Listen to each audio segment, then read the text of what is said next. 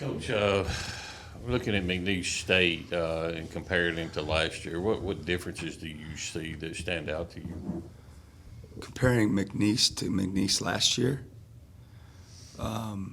yeah, I didn't really know their team last year. We didn't play them, right? Okay. Yeah, I have no idea. I'm not familiar with their team last year. I'm just getting into a deeper dive on them now, but they're got a lot of medium size, good looking athletes, strong guys that have been around and are experienced, and they're very physical. They play really, really hard. They're well coached. They're a well coached basketball team. They get to the line. They rebound the ball, and they play a lot of guys. They've been prepared. They played good competition. They played really good other programs. So they've kind of seen and been there and done that already in still an early stage of the season. We'll stay on the front row to coach's left. We'll go to Benjamin and then Sam. After getting a chance to look at the tape from Sunday, what did you see in terms of on the defensive end that maybe left something to be desired that you can clean up on heading into Saturday's game? Unfortunately, I probably sound like a broken record, and in simple terms, we just weren't very good at point of attack. It's something we stress and talk about and drill every day. And our breakdowns were just one-on-one with either putting too much pressure on the ball outside the scoring area and getting in an angle type situation, or when we had two guys come together in a ball screen situation, not being on the same page in terms of our coverage, our communication, our foot angles, and we set ourselves up to, fail that way. And then when that breaks down, you got to rely on, your positioning off the ball, and we talk about, strong and weak, in the gaps or in the help, different, not exact words, but in our vocabulary, and we just were off. We weren't in solid positioning off the ball. We either overhelped and gave up a corner three, or we weren't strong enough in our help when the ball got driven from the sides of the floor, and so we were late. And without being able to take charges, if you're late in those situations, the ball handler has an advantage, and he just splits you. The guy's a little bit behind guarding the ball, and then the guy coming over to help, he just knifes through that, and we call that, the split. And we gave up just way too many, of those. And the other thing is they earned it, but it's like anything, like their confidence grew, when they scored early. We were up 6-2, and then it was 8-7. We were down, and then their confidence grew, and you could see it. And we were a big reason, why they did that. And then, I think I've said this before. A lot of people will say, well, they just made shots. They didn't make as many shots against some other teams, and they did make a couple contested shots. And you tip your cap and you go the other end. But we didn't do as good a job of making them miss, and it's something that we've got to get better at.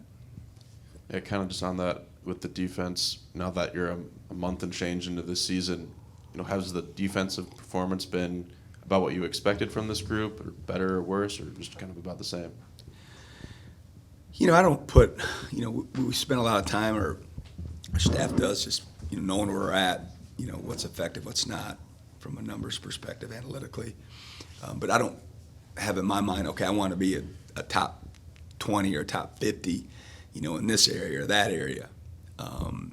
So I didn't really have expectations for that. But, I mean, as hard as it was to admit, in the summer and early fall, having conversations with my staff, I tell them, like, listen, we're not going to be as good on paper defensively as we've been the first 2 years. We're not built the same.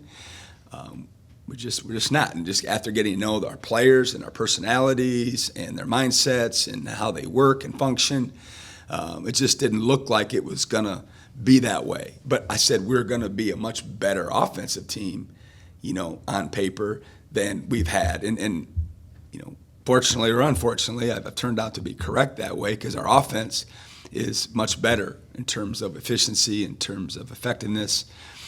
But our defense has lagged behind if you compare it to the first two teams that we've had. So I like that challenge on a personal level. We're going to see if our players like that challenge.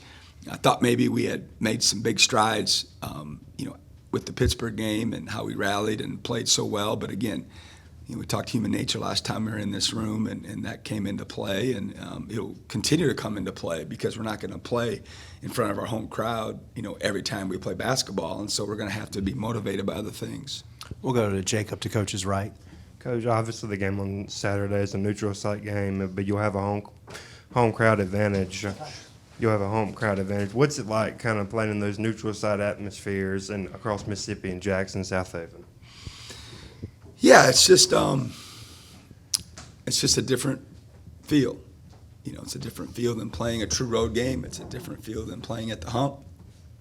But, once you get a year or two under your belt as a player, and then certainly you get a few years under your belt as a coach, you understand that, you play the game in all sorts of different venues, some big, some small, some with, thousands and thousands, and some with, under 100 folks, that come to watch the actual game. And the best, focus and not get concerned too much about that and play and coach your game, if you will. But we've had experience up there already. We played in Tupelo last year. We had a great crowd against a North Texas team, and I would hope and expect that we have as good or better of a crowd this year, with an opponent like McNeese and Coach Will Wade coming in town on a Saturday afternoon on national television. So it was a good experience. And the other places that we've played, you mentioned, South Haven and Jackson, they've all been really good experiences for our team thus far.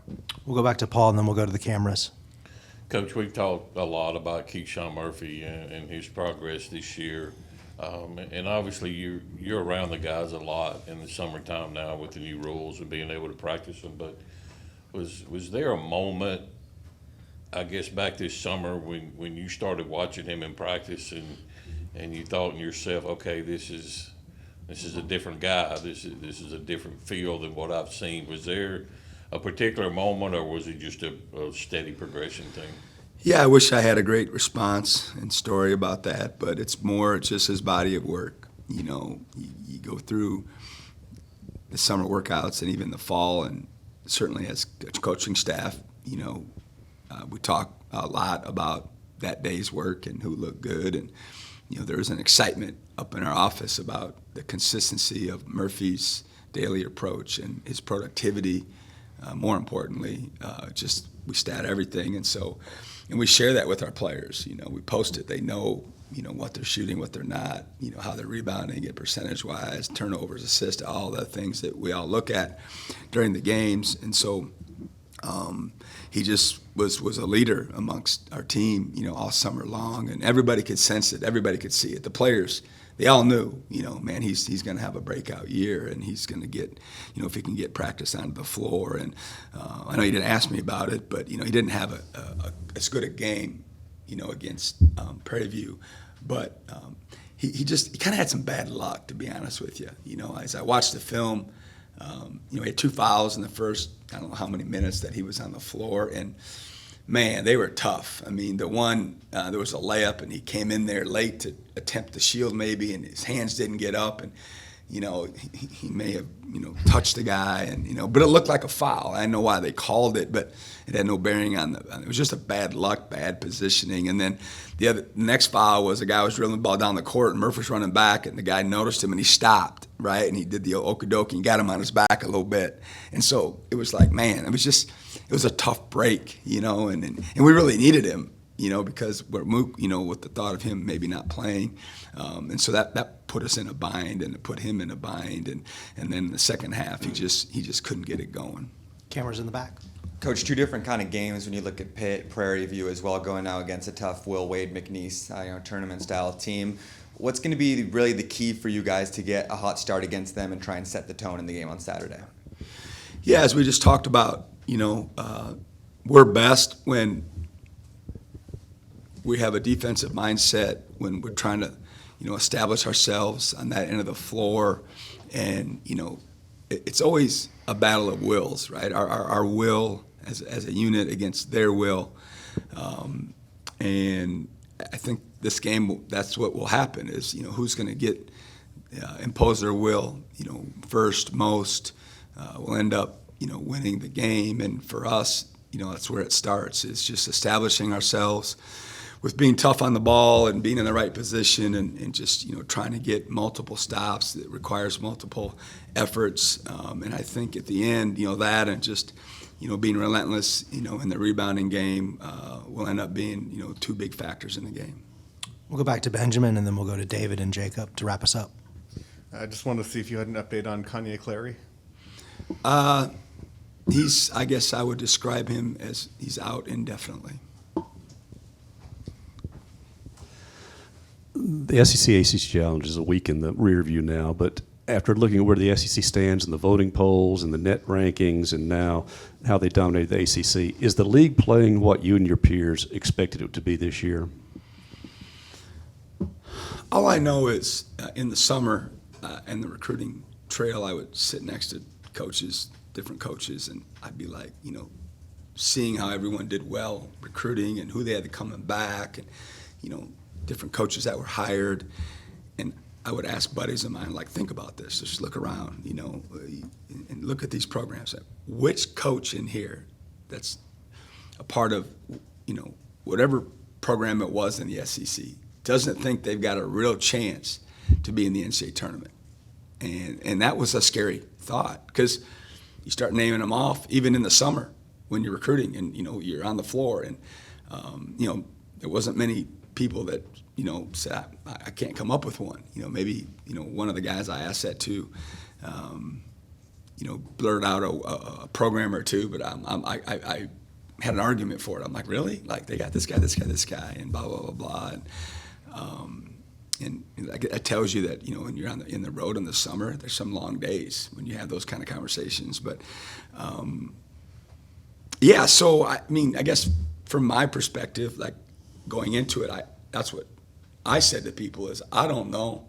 In the end, I haven't been around the SEC long enough to be making bold statements, but I just can't imagine a deeper SEC than there's ever been. That's all I ever said. I just can't imagine that there's going to be a deeper SEC just in our league. I'm not comparing it to all the other leagues in historical. I'll let people smarter than me that study it and rank the numbers and have all the data, and it's out there. People are starting to compare it, to some of the best non-conference records and analytics and metrics, and I think it's awesome. I love that our league is performing the way it is.